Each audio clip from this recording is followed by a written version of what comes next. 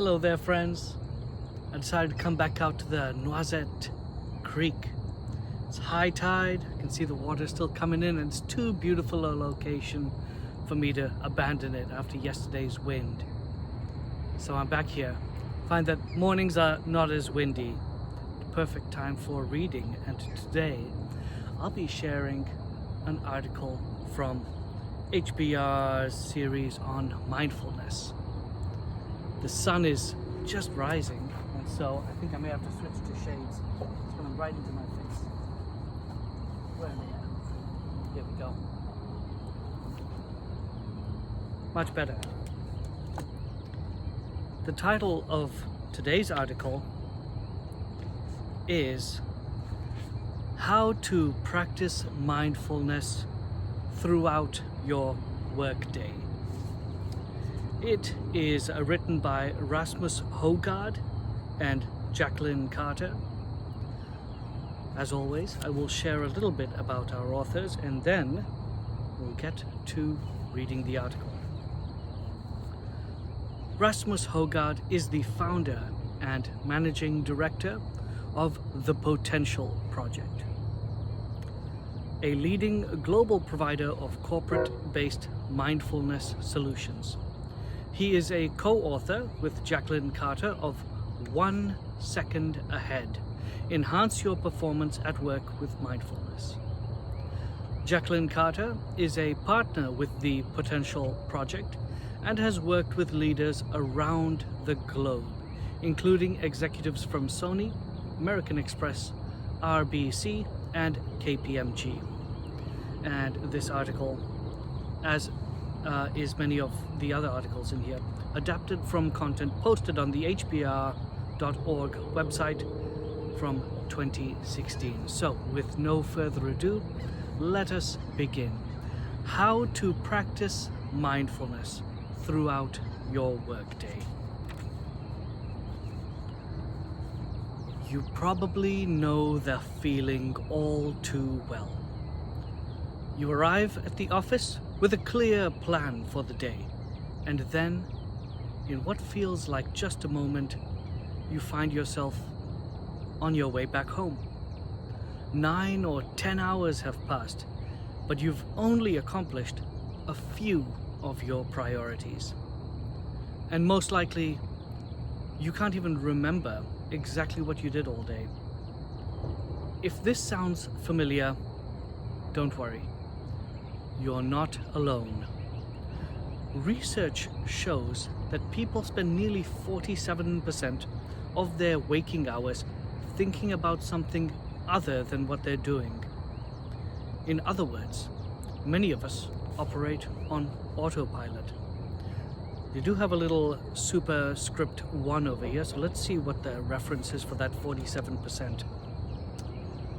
That is an article from Harvard Gazette in 2010 by S. Bratt, S. Bratt, Wandering Mind, Not a Happy Mind. That's where that 47% comes from. Continuing. On the next page. Add to this that we have entered what many people are calling the attention economy. In the attention economy, the ability to maintain focus and concentration is every bit as important as technical or management skills. And because leaders must be able to absorb and synthesize a growing flood of information in order to make good decisions, they are hit particularly hard by this emerging trend. The good news is you can train your brain to focus better by incorporating mindfulness exercises throughout your day. Based on our experience with thousands of leaders in more than 250 organizations, here are some guidelines for becoming a more focused and mindful leader. First, start off your day right. Researchers have found that we release the most stress hormones within minutes after waking. Why? Because thinking of the day ahead triggers our fight or flight instinct and releases cortisol into our blood. Instead, try this. When you wake up, spend 2 minutes in your bed simply noticing your breath. As thoughts about the day pop into your mind, let them go and return to your breath. Many of you may have been also watching videos about intermittent fasting and hormones and cortisol and that sort of thing. And I know it's big in the dietary and health community, and I have also seen the same claim in those videos, that upon waking we have bump in cortisol. So I believe it, but they do actually provide a reference here, and this is November 1997. Life Sciences is the publication, and the article is by Prusner, J.C. Prusner et al. Free cortisol levels after awakening, a reliable biological marker for the assessment of adrenocortical activity. 1997, that's interesting. It's only come to my attention very, very recently, so I guess I haven't been reading Life Sciences apparently. Anyway, continuing. Next, when you get to the office, take 10 minutes at your desk or in your car to boost your brain with the following short mindfulness practices before you dive into activity. Of course, depending upon your workplace and all the things that are going on around you, this may or may not be possible. It might be very difficult to get some time at your office, maybe in the car, or maybe a short break before you walk in. What is the short mindfulness practice?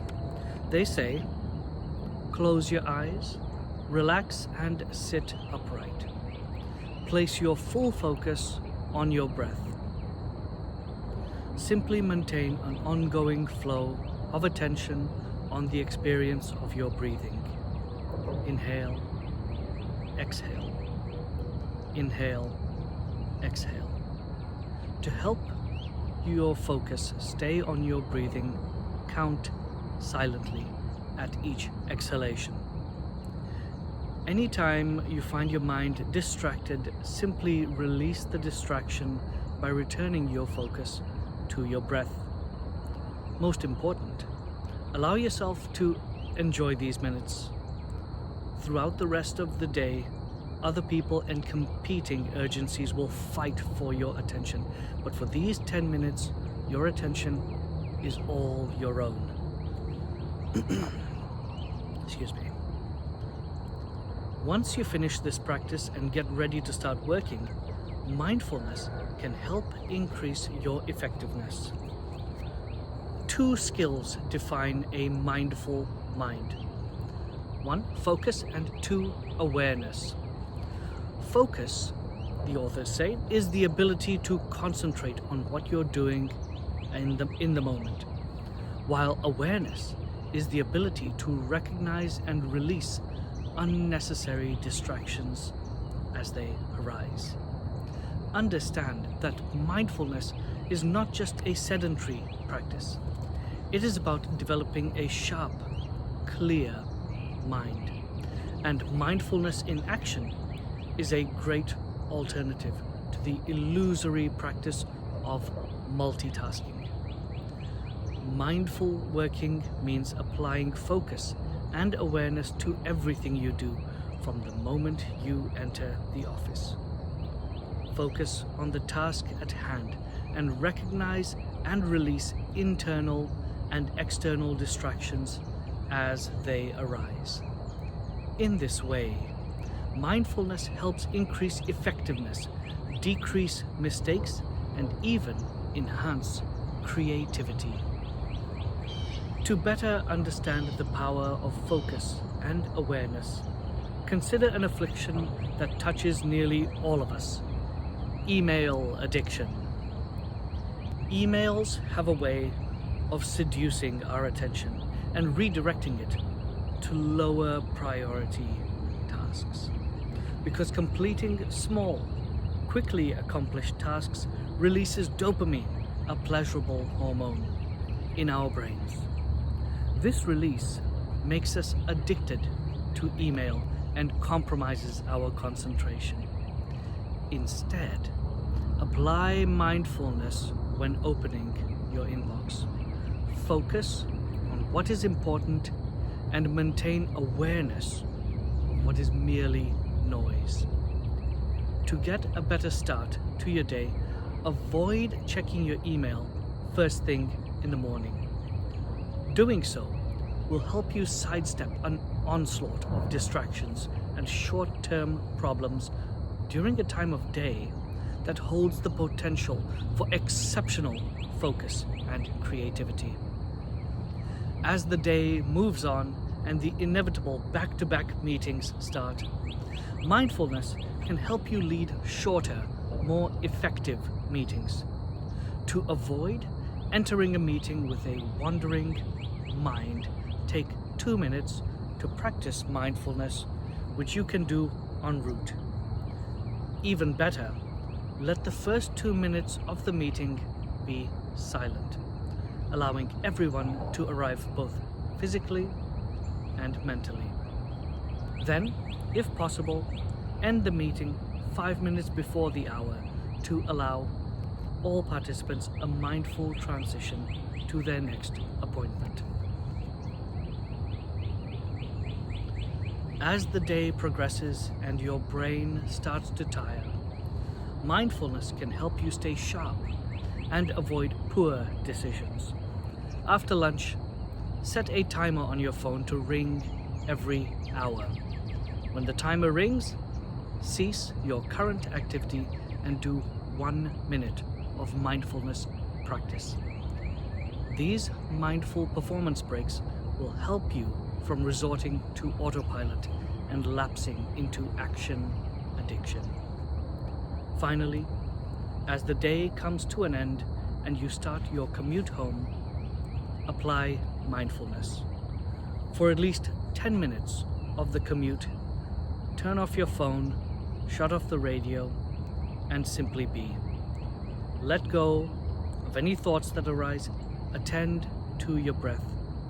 Doing so will allow you to let go of the stresses of the day so you can return home and be fully present with your family. Mindfulness is not about living life in slow motion. It's about enhancing focus and awareness, both in work and in life. It's about stripping away distractions and staying on track with both individual and organizational goals. Take control of your own mindfulness. Test these tips for 14 days and see what they do for you. That's the article. The only thing I would add at this point is that, especially with phones, they are so very good at grabbing our attention, and in a way, distracting ourselves with our phones is a practice. It's something that we've been practicing over and over and over again. And our mind is no longer even a small little rut that we've created in our minds. It's a huge canyon, a Grand Canyon. And so every time our attention has some free space, it immediately flows downhill into the same old repetitive patterns. So that's one thing I'll add. The phone is a lot more dangerous to your attention than you may realize if you use it unwisely. Hopefully you found today's read interesting. Again, this is Mindfulness. Thank you.